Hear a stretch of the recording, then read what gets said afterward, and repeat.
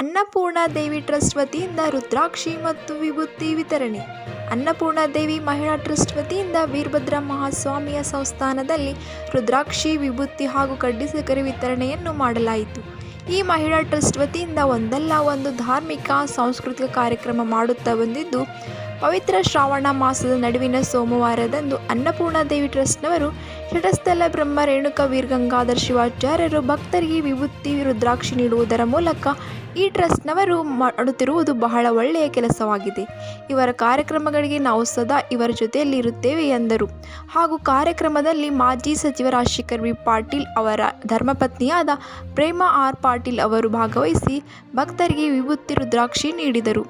ಟ್ರಸ್ಟ್ನ ಪದಾಧಿಕಾರಿಗಳು ಮಾತನಾಡುತ್ತಾ, 3 ಬಟ್ಟು ವಿಭೂತಿಯೊಳಗೆ ಆ ಪರಶಿವನು ಇರುತ್ತಾನೆ ಎನ್ನುವ ಹಾಗೆ ಎಲ್ಲ ಭಕ್ತರಿಗೆ ನಾವು ವಿಭೂತಿ ಹಂಚಿದ್ದೇವೆ. ಬಹಳಷ್ಟು ಜನರಿಗೆ ರುದ್ರಾಕ್ಷಿ ಧರಿಸುವ ಬಯಕೆ ಇರುತ್ತೆ, ಹಾಗಾಗಿ ಅವುಗಳನ್ನು ಭಕ್ತರಿಗೆ ಅಪ್ಪಾಜಿಯವರ ಕೈಯಿಂದ ನೀಡಿದ್ದೇವೆ ಎಂದು ತಿಳಿಸಿದರು. ಈ ಸಂದರ್ಭದಲ್ಲಿ ಅನ್ನಪೂರ್ಣಾದೇವಿ ಟ್ರಸ್ಟ್ ಅಧ್ಯಕ್ಷರು ವಿಜಯಲಕ್ಷ್ಮಿ ಪಾಟೀಲ್, ಉಪಾಧ್ಯಕ್ಷರು ಶೋಭಾ ಗೋರ್ಮಿಟ್ಕಲ್, ಕಾರ್ಯದರ್ಶಿ ರೇಖಾ ವಿಭೂತಿ, ಖಜಾಂಚಿ ಸುಧಾರಾಣಿ ಪೂಜಾರಿ, ದ್ರೌಪದಿ, ವಿಮಲಾ ಸಂಗಕರ್, ಕವಿತಾ ವಿಭೂತಿ, ಅನಿತಾ ಲದ್ದೆ, ಅನಿತಾ ಚಿದ್ರಿ ಸೇರಿದಂತೆ ಮುಂತಾದವರು ಉಪಸ್ಥಿತರಿದ್ದರು. ಹವಾ ನ್ಯೂಸ್ ಕನ್ನಡ. ಸಂಭ್ರಮ ಸಡಗರ ಅಂತೇಳಿ ಅವತ್ತು ಭಾವಿಸ್ತಾ ಇದೆ. ಸಂತೋಷ ಯಾಕಿದೆ ಅಂತಂದ್ರೆ, ಶ್ರಾವಣ ಮಾಸ ನಿಮಿತ್ತವಾಗಿ ಹಮ್ಮಿಕೊಳ್ಳುವಂತ ಈ ಕಾರ್ಯಕ್ರಮ ಇವತ್ತು ನಡುವಿನ ಸೋಮವಾರದಿಂದ ವಿಶೇಷವಾಗಿ ಶ್ರಾವಣ ಮಾಸದಲ್ಲಿ ತಾವೆಲ್ಲರೂ ಕೂಡ ಸಹಸ್ರಾರು ಭಕ್ತರನ್ನು ನೋಡ್ತಾ ಇದ್ರೆ ಬಹಳ ಸಂತೋಷ ಅನಿಸ್ತಾ ಇದೆ. ಸಂತೋಷ ಯಾಕಿದೆ ಅಂದ್ರೆ, ನಮ್ಮ ಶ್ರೀಶಕ್ತಿ ಸಂಘದಿಂದ ಇವತ್ತು ವಿಶೇಷವಾಗಿ ಎಲ್ಲಾ ಭಕ್ತರಿಗೆ ರುದ್ರಾಕ್ಷಿ ಹಾಗೂ ವಿಭೂತಿ ವಿತರಣೆ ಮಾಡುತ್ತಿದ್ದು ಬಹಳ ಒಂದು ಶ್ರೇಷ್ಠವಾಗಿದೆ. ಆ ಕಾರ್ಯಕ್ರಮದಲ್ಲಿ ನಮ್ಮ ಪ್ರೇಮಾ ರಾಜಶೇಖರ್ ಪಾಟೀಲ್ ಕೂಡ ಭಾಗವಹಿಸಿ ಭಕ್ತರ ಜೊತೆ ನಡೆದ ಸೇವೆಯನ್ನು ಸಲ್ಲಿಸಿದ್ದು ನೋಡಿದ್ರೆ ಬಹಳ ಸಂತೋಷ ಅನಿಸ್ತಾ ಇದೆ.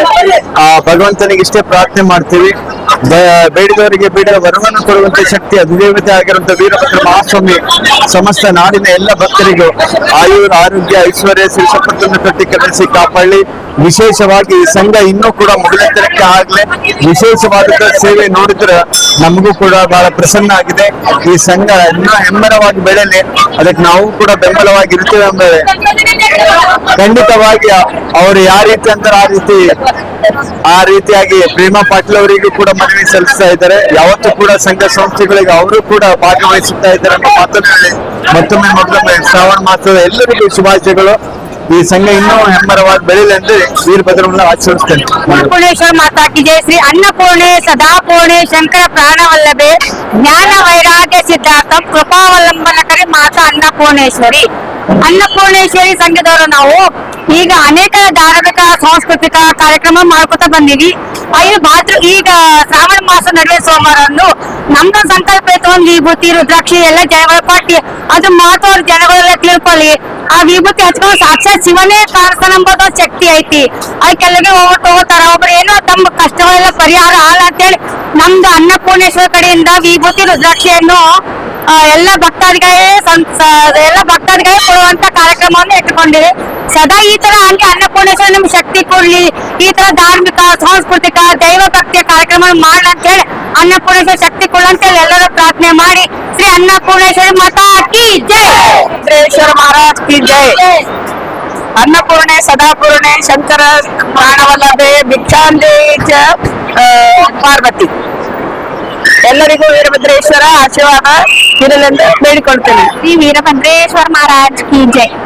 ಅನ್ನಪೂರ್ಣೇಶ್ವರಿ ಸೇವಾ ಸಂಸ್ಥೆ ವತಿಯಿಂದ ನಾವೆಲ್ಲರೂ 9 ಜನ ಕಲಿತು ಇವತ್ತಿನ ದಿನ ಶ್ರಾವಣ ಸೋಮವಾರದಂದು ವಿಭೂತಿ ಹಾಗೂ ರುದ್ರಾಕ್ಷಿಯನ್ನು ಎಲ್ಲರಿಗೂ ದಾನ ಹಂಚಿದ್ದೇವೆ.